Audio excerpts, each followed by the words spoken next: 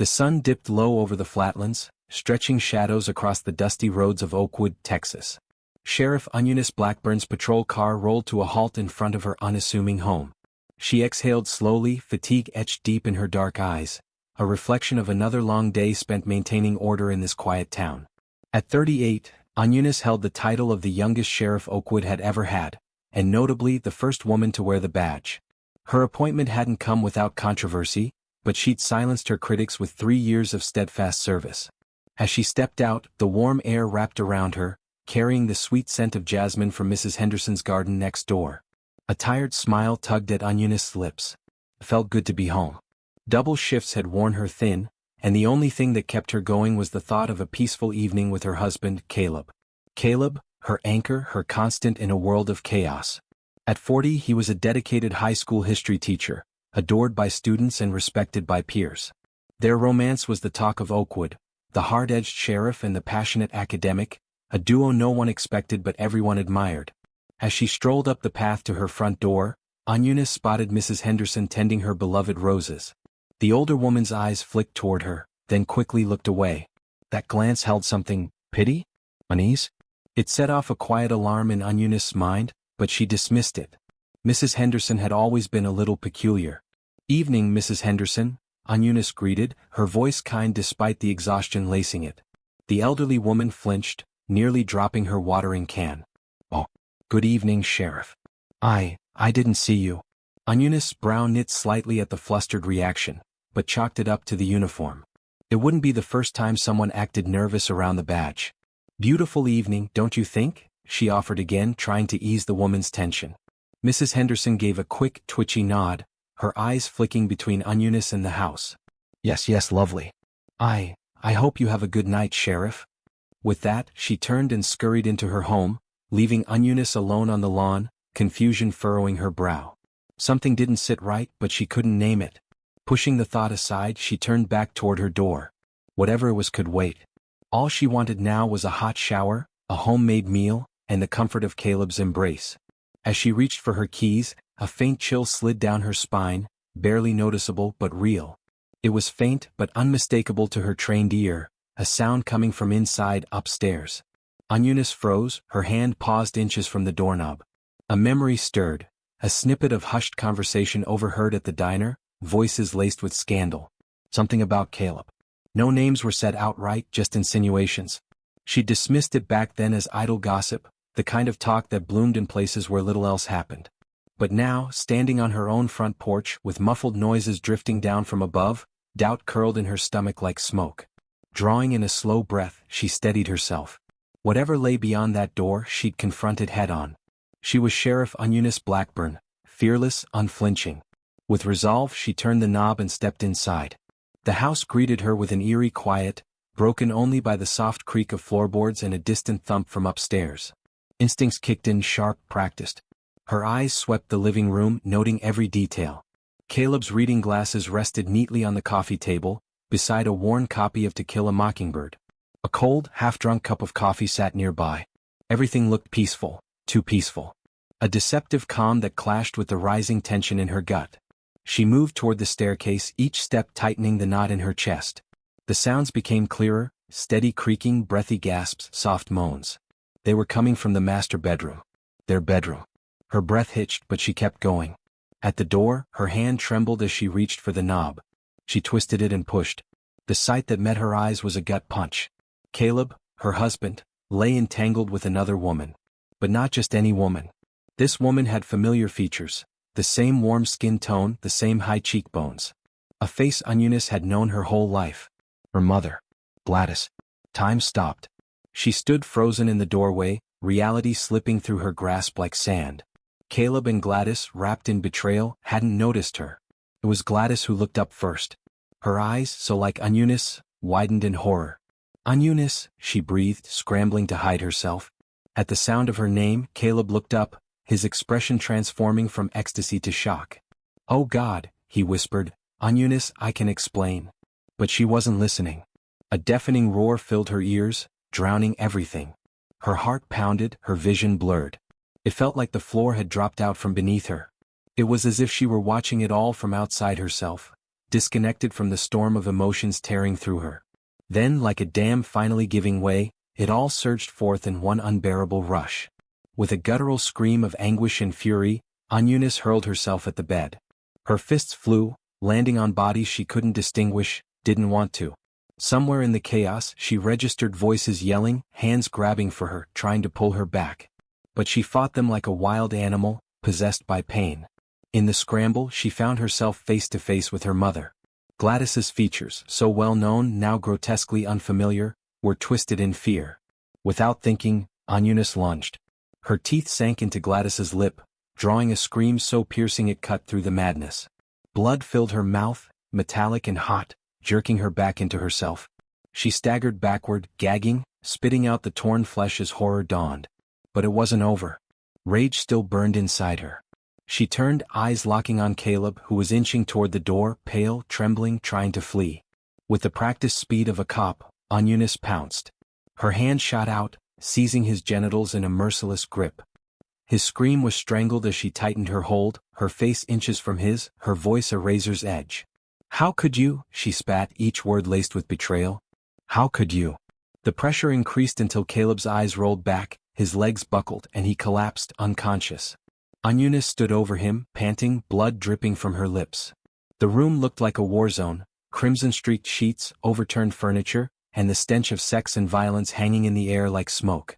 From somewhere beyond the walls, sirens wailed, closing in. The neighbors had clearly heard. Dazed, she looked down at her hands, soaked in blood and shame. "What have I done?" The wail of sirens grew louder. Knees giving out, Eunice collapsed to the floor, the adrenaline fading fast, replaced by a hollowness so vast it nearly swallowed her. Tears carved paths through the blood on her face. Downstairs, car doors slammed. Heavy boots pounded up the stairs. But she didn't move. There was nowhere to run, nowhere to hide. The truth, the one she'd denied, ignored, and buried, had finally surfaced. And now it demanded payment. The bedroom door burst open, and she found herself staring into the barrels of weapons wielded by men she once called brothers. Their eyes were a mixture of disbelief, revulsion, and sorrow. "Sheriff Blackburn," one of them said, voice shaking, "you're under arrest." Cold steel clicked around her wrists. Eunice closed her eyes.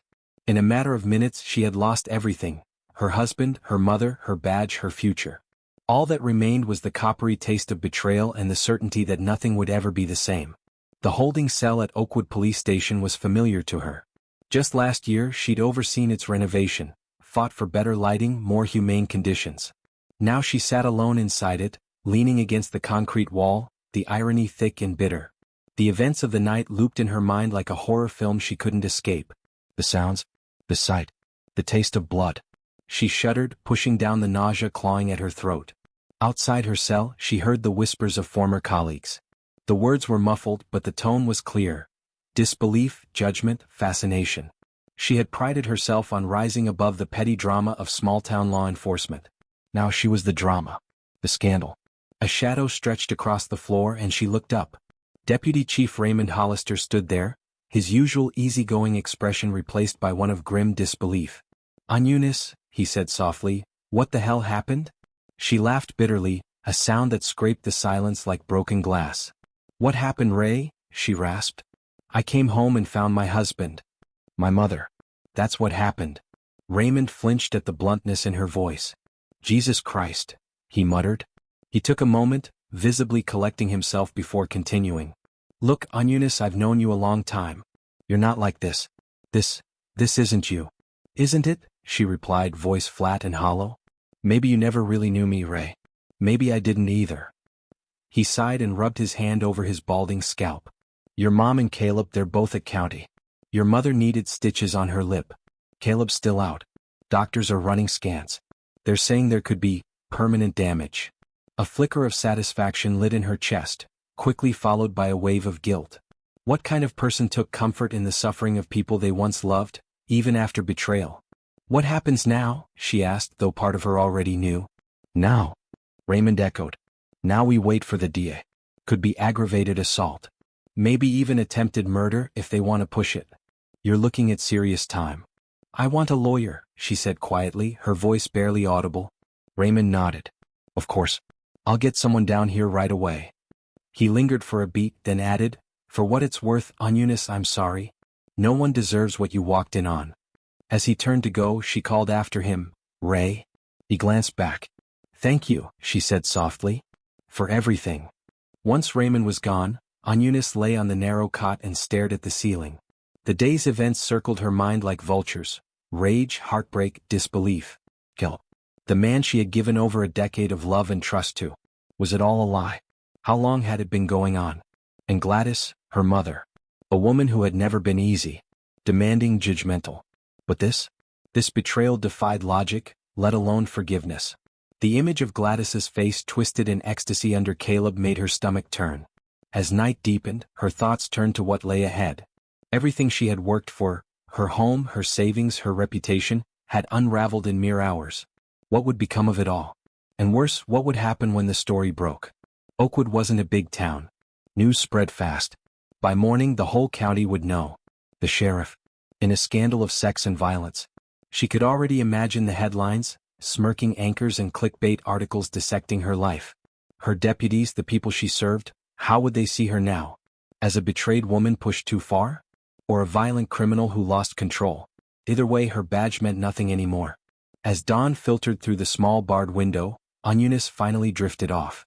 Her sleep was restless, haunted by twisted dreams, Caleb and Gladys tangled in sheets, the metallic tang of blood, the snap of cuffs around her wrists. She woke hours later to the sound of her cell door scraping open.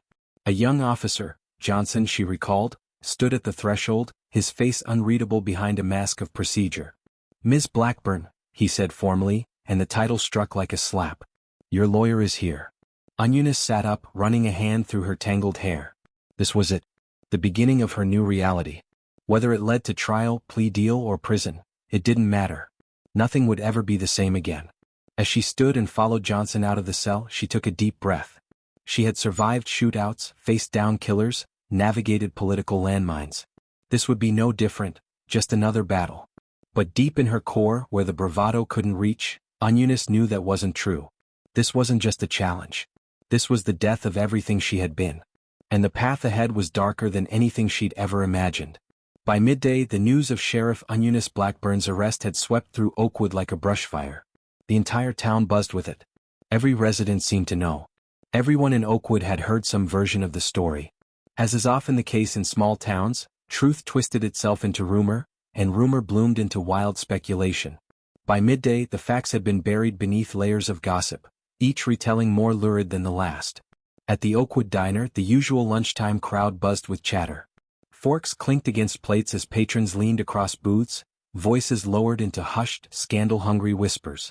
I heard she caught them in the act and just snapped, said Mabel Johnson, the town's postmistress, her eyes wide behind thick glasses. Bit her own mama's lip clean off. Across from her, Edna Williams, a retired schoolteacher, shook her head solemnly. It's a crying shame is what it is, she said. Eunice was always such a level-headed girl. Who'd have thought she had that kind of violence in her?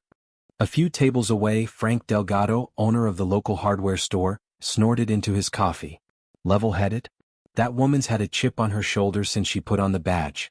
I always said a female sheriff was asking for trouble. His wife, Rosa, shot him a sharp look. Hush, Frank. Don't you go blaming this on her being a woman. Any person, man or woman, might lose it walking in on their spouse in bed with their own mother. That's not just betrayal, it's unnatural. While the diner hummed with speculation, across town at Oakwood High School, the mood was somber. Caleb Blackburn had been a well-liked teacher, known for his charm and easy rapport with students. Now, his classroom sat empty, a substitute awkwardly filling space, barely holding the students' attention. In the teacher's lounge, the conversation was quieter, but no less focused. I just can't believe it, murmured Sarah Chin, the biology teacher, as she stirred creamer into her coffee. Caleb always seemed so devoted to Eunice. James Taylor, the vice principal, sighed deeply. Goes to show, you never really know what's going on behind closed doors. Poor Eunice, and poor Caleb too. I heard he might never fully recover from his injuries. The scandal didn't stay contained within Oakwood's borders. In Houston, journalists were already circling like vultures. Satellite vans rolled down Oakwood's sleepy streets, brightly branded reminders of the national media's hunger for drama. At the Houston Chronicle, editor-in-chief Marcus Bell leaned back in his chair, listening as lead reporter Alicia Ramirez pitched the story. It's a hell of a case, boss, Alicia said, practically vibrating with excitement. Small-town sheriff, model citizen, walks in on her husband in bed with her mother, snaps and almost kills them both. You couldn't make this up. Marcus nodded slowly, a frown creasing his brow.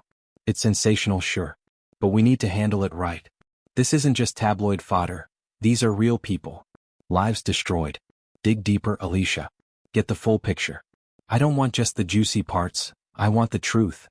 Back in Oakwood, the First Baptist Church was filled beyond capacity. Reverend Elijah Watkins had called an impromptu prayer meeting, hoping to offer some spiritual balm to a shaken community. Let us pray, he intoned, his voice deep and steady, echoing through the wooden rafters. For Sheriff Blackburn. For her husband Caleb. For Gladys. Let us pray for healing, for peace, and for forgiveness. The congregation bowed their heads, but not all were lost in reverence. Some faces bore genuine concern. Others had barely restrained curiosity, their minds playing and replaying the sordid tale. Meanwhile, at the Oakwood police station, the atmosphere was strained. Deputies moved through the hallways in stiff silence, trying to maintain a sense of order. But the absence of their leader was unmistakable. Sheriff Blackburn's office door was closed, the blinds drawn, a quiet symbol of how fast a life can unravel. Deputy Chief Raymond Hollister sat at his desk, fielding an endless stream of phone calls. Reporters, public officials, concerned locals. All of them wanted answers. No comment. He repeated for what felt like the 100th time, his voice tight with exhaustion. This is an active investigation.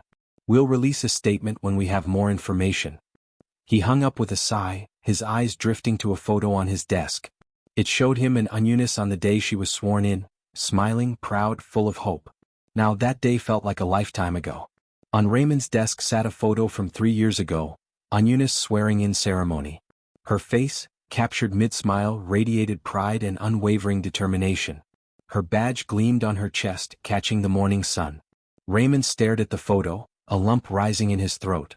How had everything gone so terribly wrong? Across town, in a modest ranch house on Elm Street, Gladys Blackburn sat alone in her dim living room.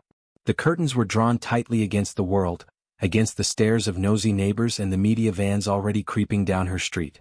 An ice pack rested against her swollen lip, but no amount of cold could numb the chaos in her mind. Shame, fear, rage, and, disturbingly, a flicker of excitement. 4 years, Gladys had watched from the sidelines while her daughter soared, promotions, accolades, respect. Everything Gladys had once dreamed of. All achieved by the daughter who had, in her eyes, taken everything. The affair with Caleb hadn't started with love or even lust. It had started with resentment. A way to reclaim something, to remind herself that she still held power. That she could still matter. But now, sitting in the heavy silence of a darkened house, she wondered, had it been worth it? She had shattered her bond with Eunice, dragged Caleb into disgrace, and become the focus of every whispered conversation in Oakwood. All for fleeting pleasure, an intoxicating rebellion against the daughter she could never quite forgive for outshining her. As night blanketed Oakwood, the entire town seemed to exhale in one slow, collective breath. Across kitchens and dinner tables, families picked at their meals, the scandal dominating conversation. Parents offered sanitized explanations to confused children, muttering vague lines about grown-up problems and things that aren't easy to understand. But the truth was on everyone's lips, whispered, dissected, sensationalized. At the town's lone motel, journalists from Houston and beyond sat hunched over laptops, typing feverishly. Headlines were being drafted. Angles considered. The story was too irresistible. Small-town sheriff, love triangle, violence, betrayal. A fall from grace destined to go viral. And inside the holding cell at the Oakwood police station, Eunice Blackburn lay wide-eyed on a thin cot, sleep nowhere in sight. The last 24 hours replayed in her mind in brutal clarity. Guilt.